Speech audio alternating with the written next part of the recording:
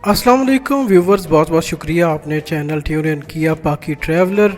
और आज मैं आपको सैर करवाऊंगा गिलगित बल्तिस्तान के खूबसूरत मुकाम फेरी मेडोज़ की, जो असल में नांगा पर्बत का बेस कैंप है। आइए सैर करते हैं।